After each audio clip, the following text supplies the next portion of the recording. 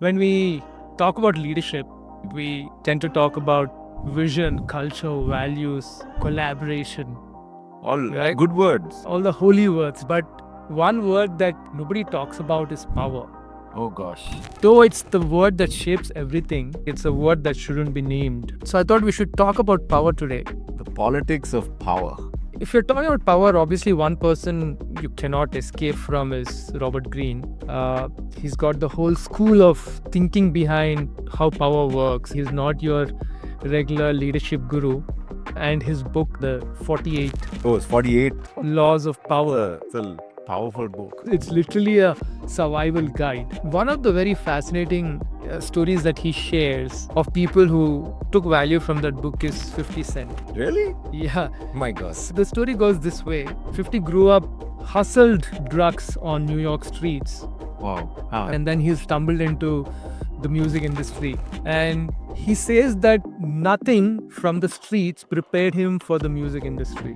The high stakes, the big money, the mind games, the power games, the manipulation, something he was never prepared for. And it's reading that 48 Laws of Power really helped him not just to survive but to thrive in that space. As you read Robert Greene, it's crude, it's harsh, and it's repulsive in some ways. yeah. You don't want that kind of power. You don't want to deal with that kind of power. But the reality is that any human organization is going to have power, and you have to wrestle with it. If you are being naive and say, hey, we don't do politics here, Yeah. or we don't play power games, then you're probably going to really struggle. When you're not looking in the eye of power and saying, how does it show up in my team, in my organization? Yeah, what you need to remember is that you're not leading, you're being led. That's the reason I think it's good for us to talk about power. Whew, loaded topic, right? Like when founders say I have a flat organization, the organization's going to only be as flat as the earth is flat. Doesn't happen at all. I think we all build organizations and we're very intentional about this hierarchical existing, like very visible power structure. When you have manager, senior manager, director, all organizations have that. All organizations very intentionally build that hierarchy also. The missing piece in a lot of organizations is they don't realize that there is this shadow almost organization that exists in parallel to their organization, right? And we spend so much time designing these roles, these titles, these org charts, but we ignore this. You may be a team lead trying to get your team to move in a certain direction, but the real decision was already made yesterday when your team was chatting in the hallway without you. They had already decided that. You know what? Unchecked power dynamics really erode trust in a team. And not just trust, they erode psychological safety. And I think it's a good question for us to just talk through that a bit. I think how power shows up is something we should process. If you read Robert Greene and of course few others, at least the way I categorize it is there are three forms. Your first form is power of access. Access, huh? Yeah. Who gets invited to those real conversations? Okay. Who is on that other WhatsApp group? Who has those direct lines to the decision makers? Who has access to the right information? And it's not so much about control, it's about proximity. Yeah, that's your number one. Who has power of access? I like that. And I think that's very true also within a hybrid workspace, because there are people who may work closer to the head office or whatever that is, and there are people sitting in another city somewhere. Can be totally two different worlds. Yeah, and same organization, same team, but that power of access really plays in Absolutely. in that. The second one is power of influence. Who do people listen to, formally or informally? And who do people listen to? It could be the result of authority, but not always. True. Sometimes it is a result of credibility. Somebody may be an expert in that area. People respect that person. That's why they listen to him or her. And the most important one is sometimes simply because of the charisma. And I think a good example of that is if you ever see an ad with a celebrity promoting a product, the celebrity may have zero credit. They may know zero things about that product, but you still are influenced to buy it because that celebrity is selling it, and that's charisma. And that's how the power of influence works: authority, credibility, and just charisma. I love that. And I think somewhere in between that also is the power of relationships there, right? Like, absolutely. Like you listen to people you trust. Yeah. And I think a good question for us to grapple with is then how do you deal with this? Yeah. I love what you said, right? Relationships, because they say influence travels through trust, not titles. Nice. Then there is a third one, the power of narrative. Maybe it is the most discounted one, but the most powerful one, if you ask me. Who defines what we are talking about? Who controls the narrative? Who controls the agenda? Who frames the question? Because who frames the question gets to set the narrative. A lot of times, those narratives are set at the water coolers, not in the boardroom. Because that's where the real story is being told, right? Absolutely. Yeah. No filters there. Right? Yeah. So, yeah. These are three forms of power that you got to think through and saying, hey, where is it showing up and how is it showing up? They create that invisible current. You might see one thing on the org chat.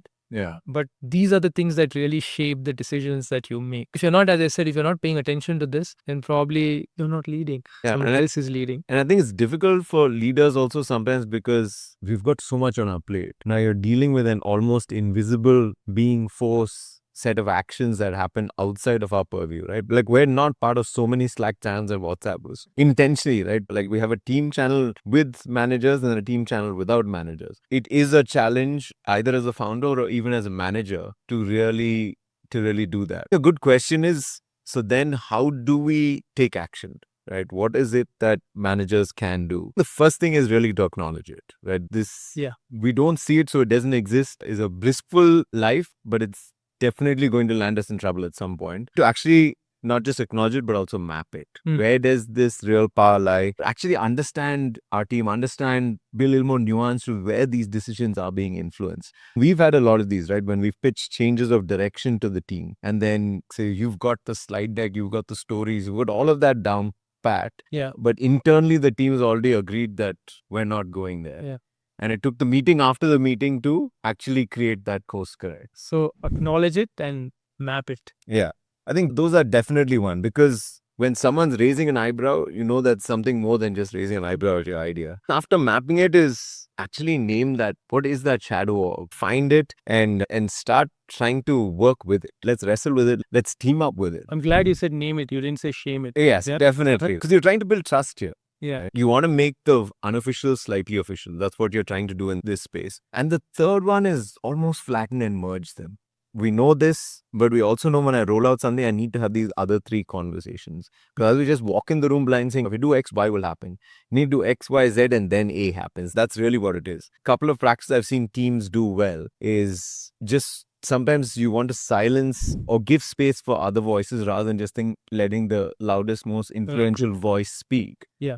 Is we do a lot of silent brainstorming at an individual level, reflections before you get group think sets. What they call brain thinking. Yeah, brain thinking. And you can either do it before the meeting, during the meeting. The other thing is also try and rotate how people speak. Give space for everyone to share their thoughts. And lead as well. And for different people take leadership at different paths. I think that's one thing we've done well is within teams, each team builds projects that people can drive. And then that power is really shared, right? It's not just sitting with a leader or with an influential third party. The other one we found useful and seeing teams do is a lot of anonymous input, right? When you give people that space, and you also need to figure out where it's right to use that, right? These three are definitely ones that help, right? Can you map it? Can you see it? Can you map it? Can you address it and then actually work with it and finally flatten it and merge it? Yeah. I think one company that I was personally inspired by was IDEO. I think they do something very radical. After every big project, they actually have something called debriefing the influence. And in that debrief, they ask things like, who actually had that silent veto power? And they ask themselves, whoever you're listening to without even knowing or noticing. And as you said, once you're able to acknowledge it and able to map it, then you can do something with it. And there is no judgment, no drama, just clarity. Yeah. Because once you're able to name that power, then you can work with it. You can challenge it. You can share it. You can shape it. That's where the real magic is. Yeah. This whole power piece exists on two levels, right? Because we're not denying that hierarchical power exists. But we're also saying there is another section because hierarchical power tends to be strong, especially at an enterprise or a larger company level. Right? They tend to be very hierarchical. And there you've got from L1 to L50,000, right? Just in terms of levels. So how does a manager who's stuck at, say, like an L3 or an L4 and they're sandwiched tightly between these, how do they manage these power dynamics? I think that's very important, right? Because if you are in a position where you can actually control these things, where you can say, hey, I'll acknowledge, I'll map, and I'll see how I'm going to flatten it. But if you're not in that position, it becomes fairly challenging. But no matter which level you are at, and no matter what how big the enterprise is, the first two steps you can definitely do. You can acknowledge, you can see around and say, okay, where do I see that power play happening, and mapping that. I may not have the access to flatten it, but third step then becomes, how do I navigate it? Yeah, Michael Watkins, he actually points to it as one of the 6 strategic thinking skills you got to have as a leader. I know he calls this specific skill being politically savvy. He says every human organization is going to have politics and power at play. But if you have a big idea, for example, right, what do you do with it? You can't just take it to a boardroom, because you're going to have people come with different agendas and different thinking. You may not have much success. So he suggests that you do something called the sequential strategy. You first go to A and pitch it, and then go to B. And you know that if you've been able to get A and B on board, then the C gets much easier. Yeah. But at the same time, you want to ensure that you don't trigger this too fast with D, because then the D may start forming the resistance. How do you move people from step to step, and not just when they can't just come along at one big leap? But having said all this, we got to realize that now I'm playing that games now. Right? There's no way around that now. I'm part of that power play. I have to be able to play this game now with a lot of intention. Play it not to manipulate, but to create momentum. Yeah. Play not to outsmart. Play not to compete, but to co-create, to collaborate. Otherwise you need to understand, you want to create that Game of Thrones culture. Having said all that, now you're in the battlefield of Robert Greene. Yeah. So welcome. Definitely. Politics, power, worth addressing and worth talking about.